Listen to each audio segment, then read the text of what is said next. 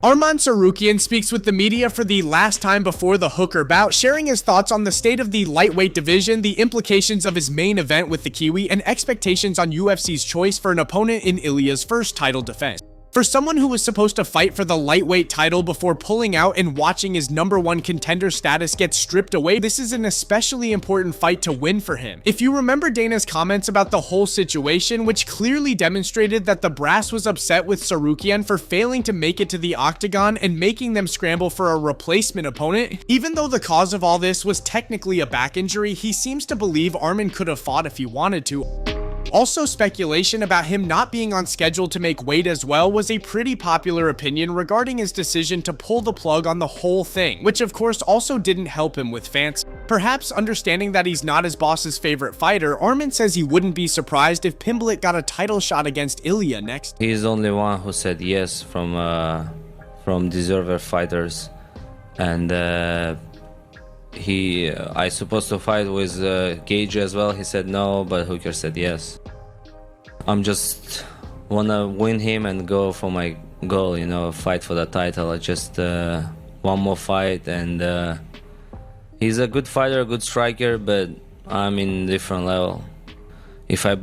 When I beat Dan Hooker and not get any injured, of course I'm gonna take that fight, because this is title fight, and as I know now, you cannot turn down the title fight. So you gotta get there and get your opportunity and fight for the title, because you can fight maybe once in your life for the title.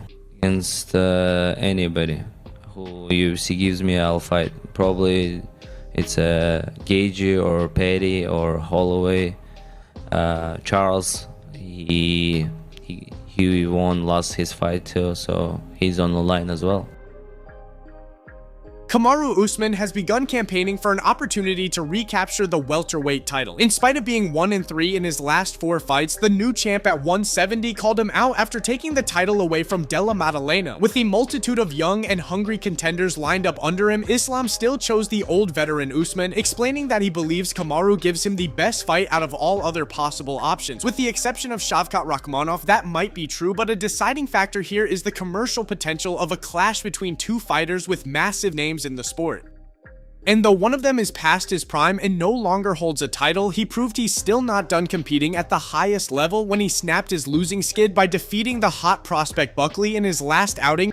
A good relationship with Dana also goes a long way there, so it's certainly possible that we get that booked next, instead of them going with Morales, Prates, or Garry should he win against Belal. Speaking with ESPN, likely for the last time as their broadcasting deal with the UFC is nearing the end, Kamaru made his case for a title fight next. To be honest, it's no secret what I want.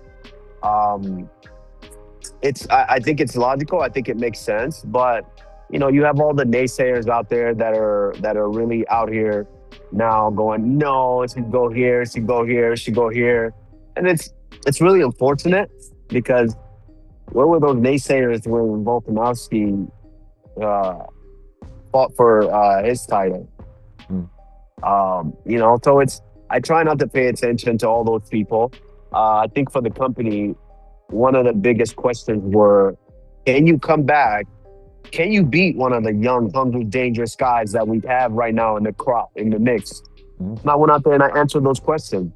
It's up to the company. It's not up to me.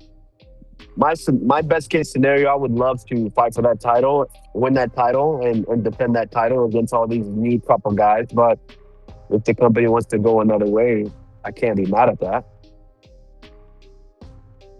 Khamzat Chimaev gets into a physical altercation with a Dagestani fighter in Qatar, where he's currently at to support his friend Arman Tsarukyan in his headliner against Dan Hooker. Reportedly, the incident took place in the gym during these final days of preparations for Arman's fight on Saturday. Chimaev was giving him some looks, but later picked other sparring partners just to do impromptu sessions, as he usually likes to do when he's around fresh bodies in different camps.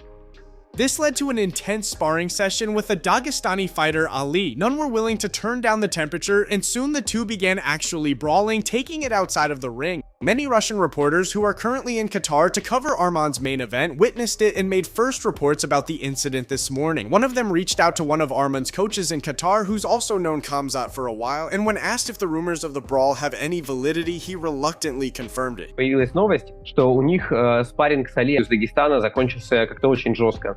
А слышал ли ты что-то об этом или видел ли ты что-то из этого? То, что недавно там было в зале? Да, как будто бы закончилось дракой. Да, я видел. Ну и это действительно был спарринг, который во что-то жесткое, да, перерос? Слушай, это тоже такое, что если никто не выкладывает, если никто ничего не говорит, я тоже ничего об этом говорить. Но мы просмотрели, и было интересно. Kenny Florian predicts the outcome of Ian Garry versus Belal Muhammad as the two welterweights enter the fight day for their co-main event clash in Qatar. One of the more interesting things about the build-up for this bout was Belal promising to box with Ian instead of going back to his usual fighting style, which includes a lot of pressure clinching against the cage and at least one committed takedown attempt per round. Considering the fiasco of his performance in the JDM fight, when we saw him throw away the potentially massive advantage in the wrestling department against the Aussie, it might be difficult to believe he'd repeat that mistake. But again, he promised to stand and bang with Jack, and he actually did that. Now, against another high-level striker, the former champion is giving the media the same rhetoric. And while Garry and a large portion of fans don't buy it this time, it's still an oddly interesting angle to consider going into the fight itself. There's a lot on the line for both, and Kenny picks the victor. Co-main event, Muhammad back for the first time since losing his belt to Jack Della Maddalena in May. And out of the blue corner, Ian Machado Garry beat Carlos Prates over 25 useful minutes in April. Huge fight at 170. We need a prediction. Who do you like? I really love this fight. I think it's really intriguing for a lot of reasons. Of course, Belal coming off that loss, Ian Machado Garry is going to be looking at that fight, paying close attention and trying to mimic a similar blueprint that JDM used. However, Belal is also a very smart guy and is going to make the proper adjustments. Look at that fight. This is a guy that anytime he encounters any kind of adversity, he usually comes back stronger. I would say probably always comes back stronger. I also think that Ian is going to be the better striker. Obviously, dealing with a guy who's 6'3", he's going to try to establish that range. If he's able to do that, Belal may be in for a long night. And I would be more convicted on this fight if it was 5 rounds as opposed to 3 rounds.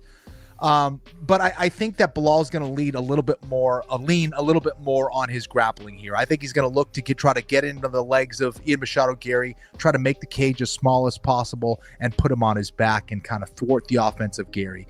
I think if he does that and does that consistently, like he's shown against a lot of other good strikers, I think he wins this one. Give me Belal Muhammad.